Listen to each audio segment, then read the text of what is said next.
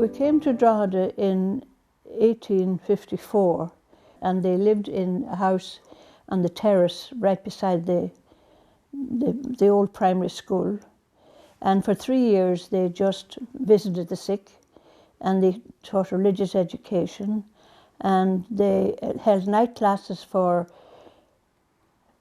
sewing, needlework, cookery, knitting, all the works of the hands, which Catherine Macaulay would have been very happy with. And then, while they were still in that house, they founded a small school in John Street. In the beginning, the Sacred Heart School was on the top story of the 3-story primary school on the Dublin Road.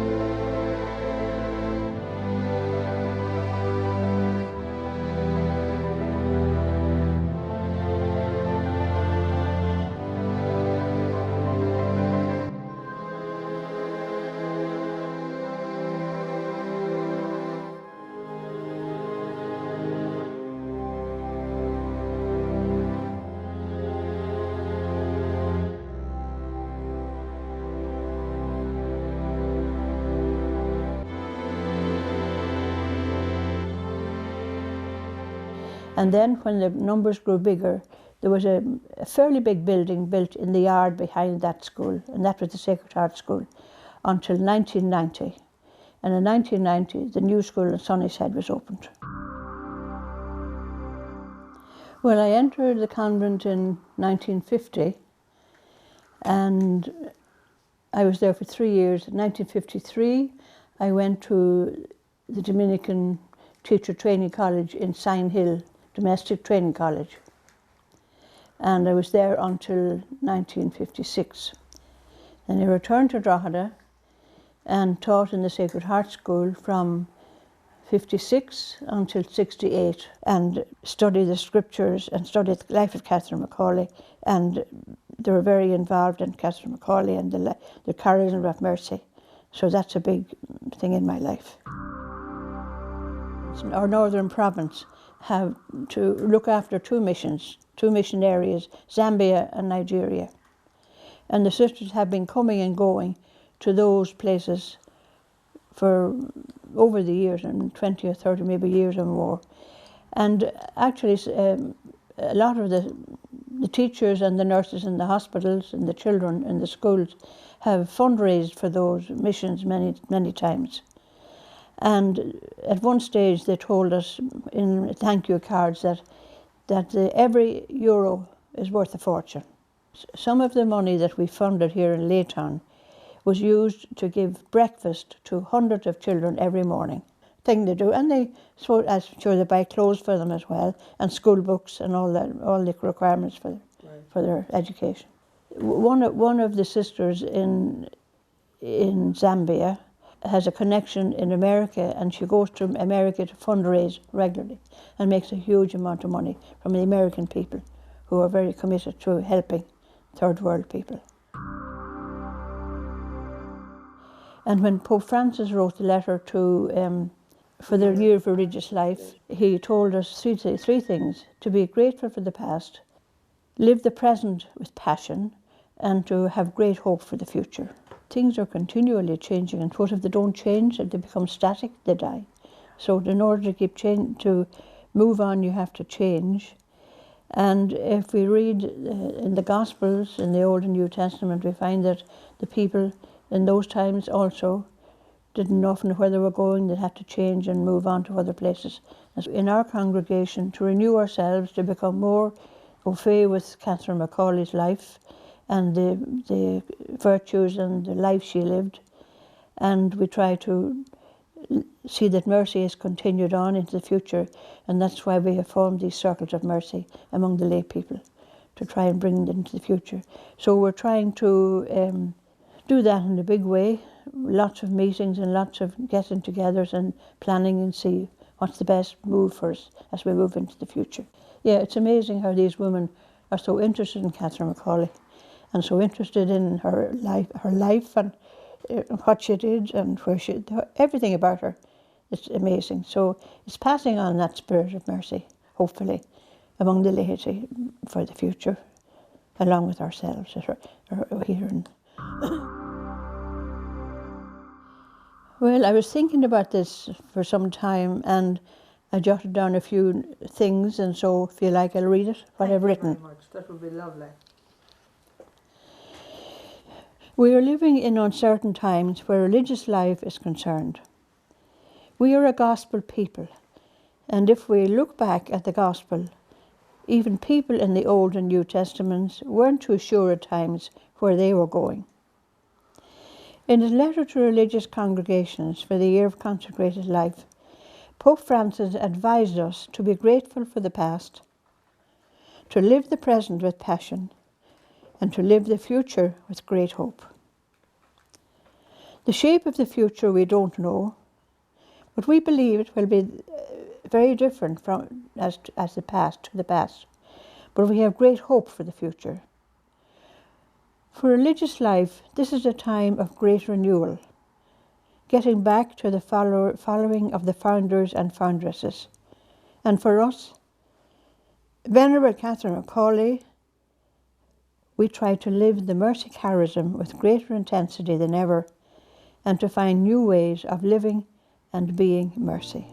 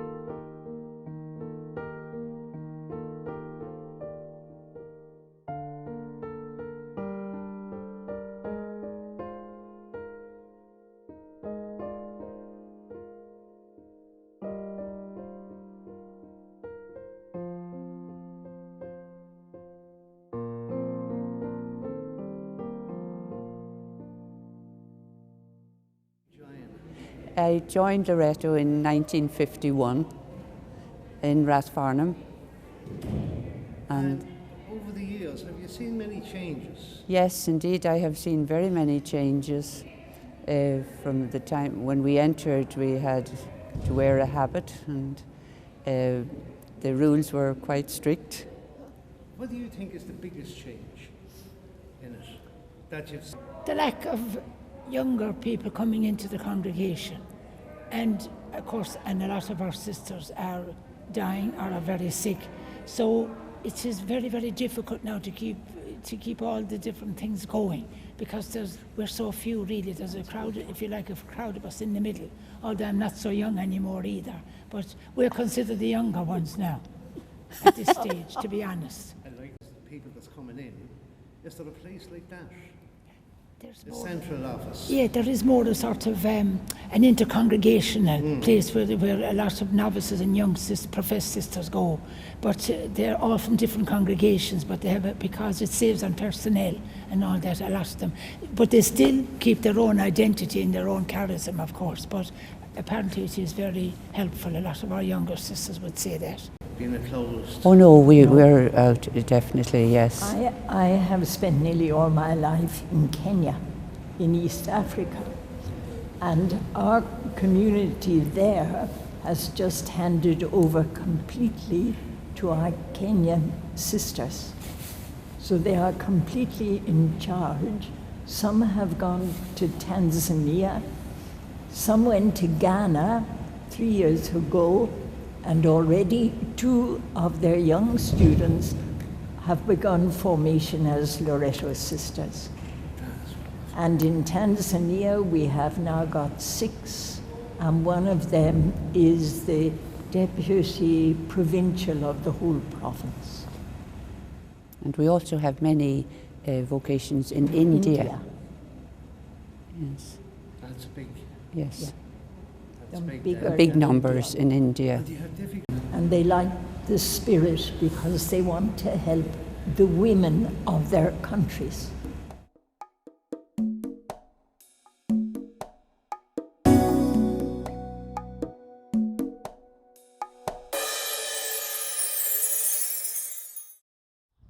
I suppose myself, I grew up in a small rural parish in Westmeath, Tubber Parish. Well, I lived in the Rosemount end of that parish, and I suppose all through my life, I suppose the priest who I knew in the parish probably had a big influence, I suppose, on me in my growing up and serving mass, and so I had a lot of contact with diocesan priesthood.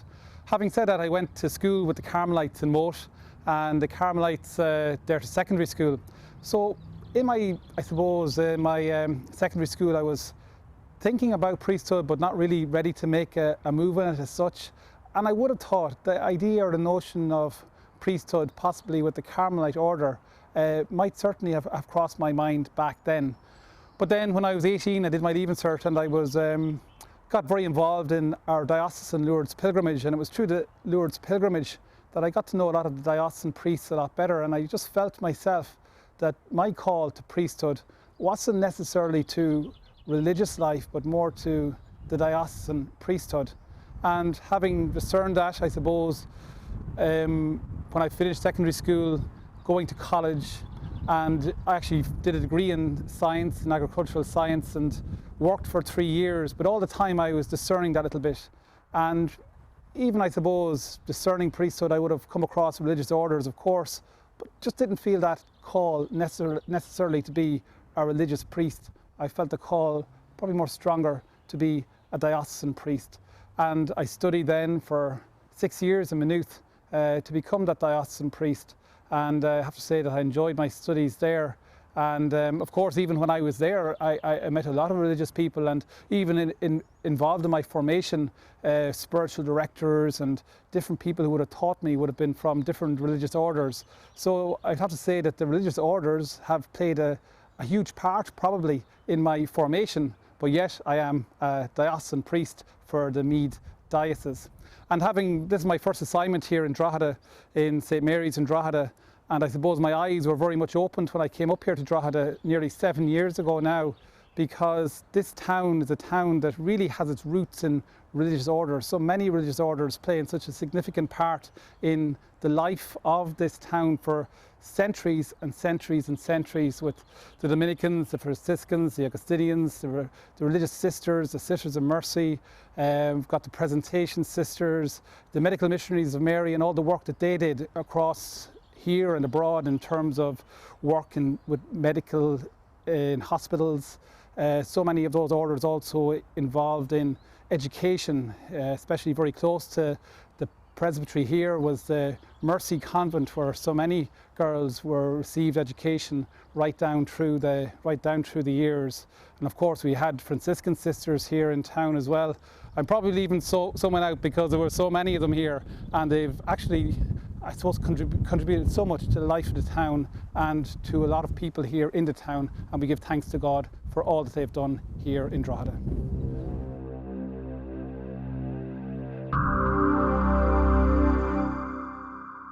When deciding to become a priest, did you ever consider consecrated life as an option?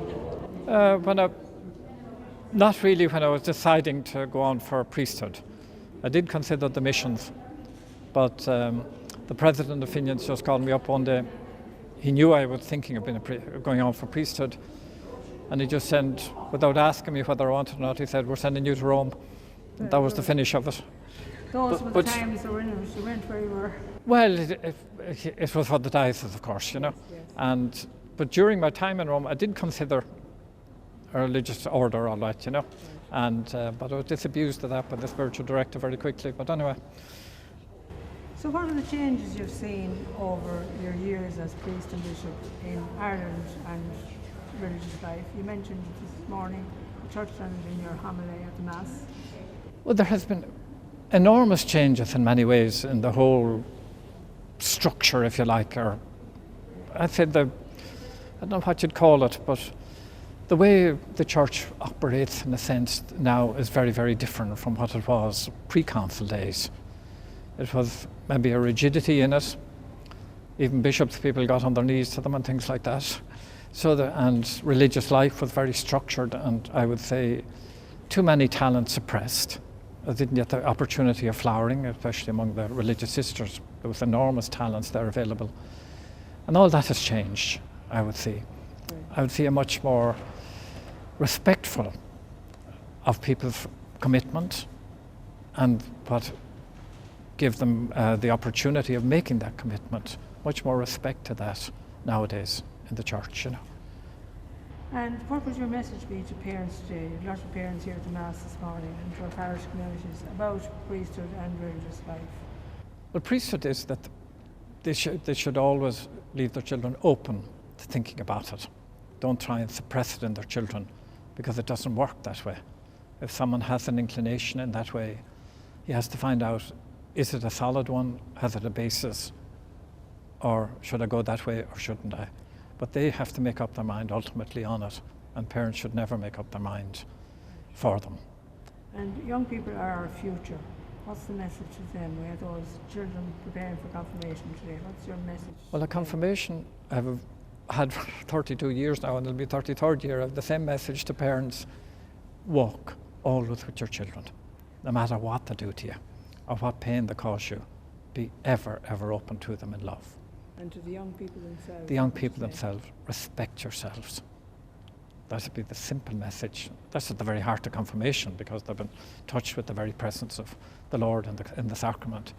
But respect themselves and don't allow others to make the decisions for them in that regard, because too many young people, maybe moving around the diocese, you'll have to edit this anyway, moving around the diocese, you maybe hear more bad stories than good stories, naturally. I mean, that's just the way it is. And I hear far too many bad stories about people losing hope in life and not able to cope with life, including the young. But there are good stories too.